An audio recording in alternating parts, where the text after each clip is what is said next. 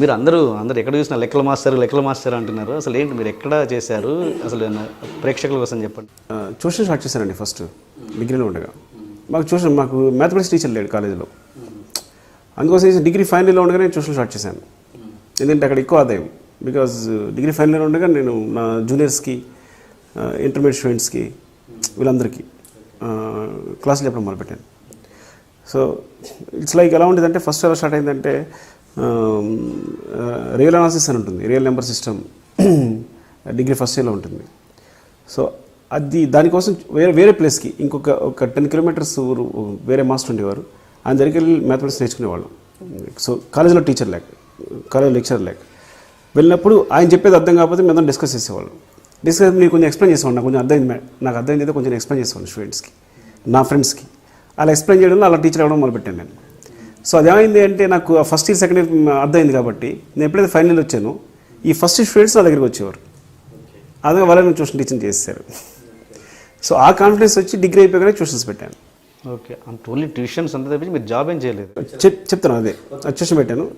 దానికైతే tetrahedral institute of science studies అని పెట్టాను, ఒక ట్యూషన్ సెంటర్ కింద. అందులో నేను మ్యాథమెటిక్స్ ఫీజు చెప్పేవాడిని, నా ఫ్రెండ్ తను ఒక కెమిస్ట్రీ చెప్పేవాడు. అట్లా ఇంకా ట్యూషన్ ఏదంటే బాగా క్లిక్ అయింది. ఎంత క్లిక్ అయిందంటే, నేను మార్నింగ్ 5కి లేస్తే నైట్ 11 వరకు క్లాసెస్ ఉండేవి. Is like inter first year mathematics, inter first year physics, inter second year mathematics, inter second year physics, inter first year supplementary mathematics, supplementary physics, second year supplementary mathematics, supplementary physics, inter first year mathematics, first year physics, degree second year mathematics, second year physics, final year mathematics, final year physics ఉండేది. Final ఇయర్లో physics ఉందనుకోండి, final year ఉండేది. So మళ్ళీ వాళ్ళు supplementary మళ్ళీ. So it's like ఒక 13-15 classes అనమాట. Morning నేను 5కి లేస్తే నైట్ 11 వరకు క్లాసెస్ రన్ అవుతూనే ఉండేవి, జరుగుతుంటాయి. సో నా ఇన్స్టిట్యూట్ ముందు ఎలా ఉండేదంటే, మొత్తం సైకిల్ ఉండేవి, ఒక 300-500 సైకిల్స్. అంటే వచ్చే బ్యాచ్, రాబోయే బ్యాచ్, ఉండే బ్యాచ్ మొత్తం అన్నీ కలిపి. సో అలా జరుగుతున్నప్పుడు నాకు కెమిస్ట్రీ చెప్పిన గురుగారు ఉన్నారు, రామ్మోహన్ రెడ్డి గారని. మీరు చూసి ఇప్పుడు కూడా my teacher guide and philosopher Rammohan Reddy గారిని ప్రతి సినిమాకి కార్డ్ వేస్తాను యాక్చువల్లీ. సో ఆయన వచ్చారు. ఆయన అప్పుడు కాకినాడలో ఉన్నారు. ఆయన కాకినాడలో ఆదిత్య కాలేజ్ ప్రిన్సిపల్గా చేస్తున్నారు అనమాట. చేసినప్పుడు వచ్చి సో ఇది చూసి సైకిల్ ఇవన్నీ చూశారు. చూసి వాళ్ళ చైర్మన్ తీసుకొచ్చారు, శేషారెడ్డి గారని.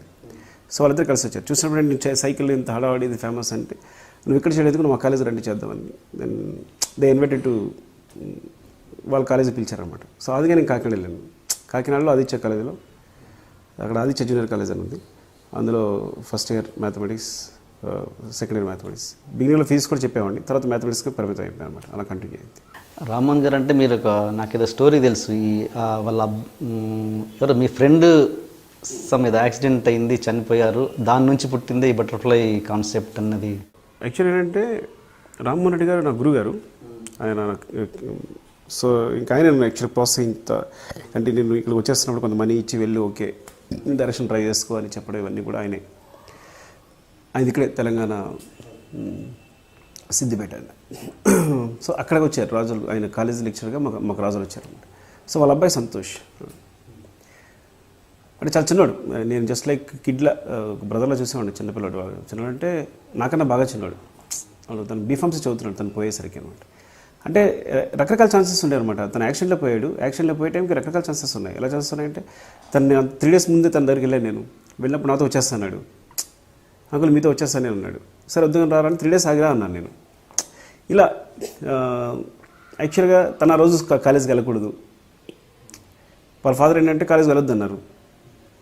సరే ఆగిపోయి కూడా చివరిలో లేదు డాడీ వెళ్తానని చెప్పి బయలుదేరాడు.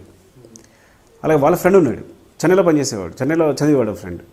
చెన్నైలో చదివిన ఫ్రెండ్ తన బిలినీర్ కొడుకు. యాక్చువల్గా తను ఫ్లైట్లో రావచ్చు, ఫ్లైట్ టికెట్స్ ఏం దొరకకపోతే ట్రైన్లో జనరల్ వచ్చేసాడు.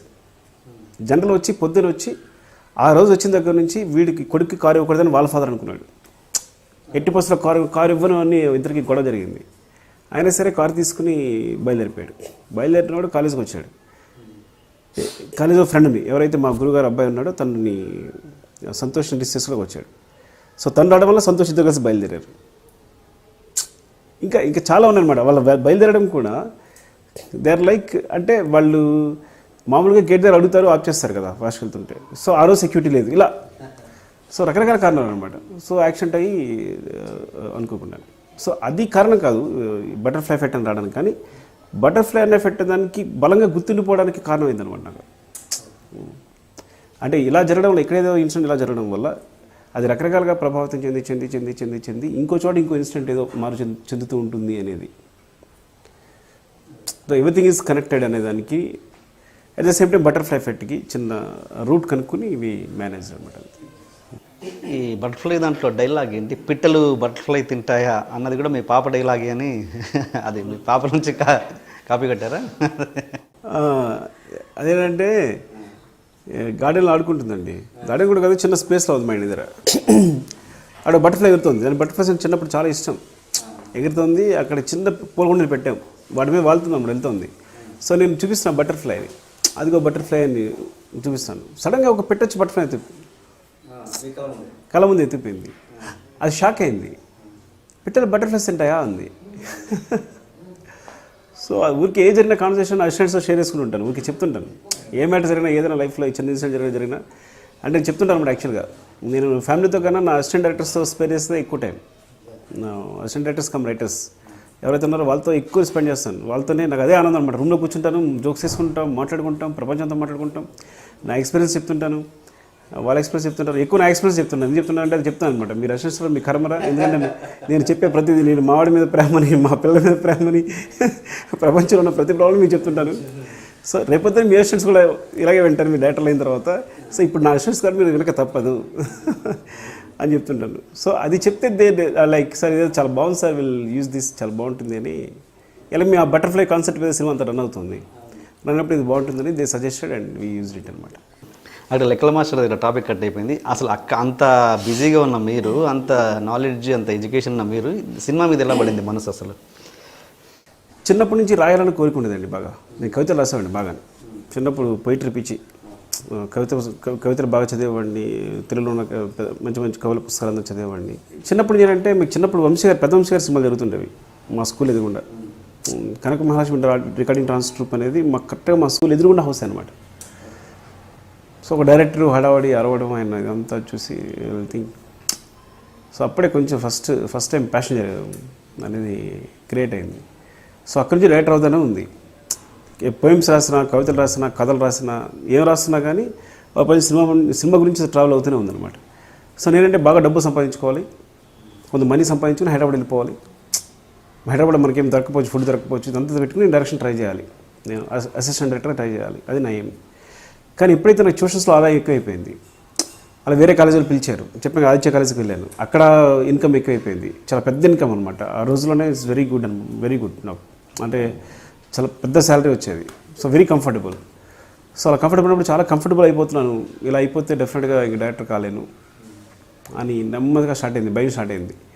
నేను అనుకున్న గోల్ రీచ్ కావాలని భయం స్టార్ట్ అయ్యి ఒక వన్ డే యాక్చువల్లీ నేను బాగా సంపాదిస్తుంటే అంతవరకు మా నాన్నగారు ఆయనే మా అందరికీ బిజినెస్ చేయడం. సో ప్రతిదీ ఆయనే చూసుకుంటాడు, మమ్మల్ని ఏ పని చేయనివాడు ఆయన మొత్తం.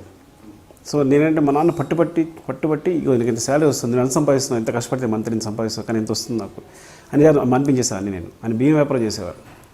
సో డైలీ ఒక 50-60 కిలోమీటర్స్ సైకిల్ దొక్కేవారు. ఆయన ఇంత కష్టపడుతున్నాను వద్దు అని అనిపించేశాను. సో అది ఎంత తప్ప తర్వాత అర్థమైంది నాకు. ఇది గుర్తు చేయండి, తర్వాత మాట్లాడుకున్నాను.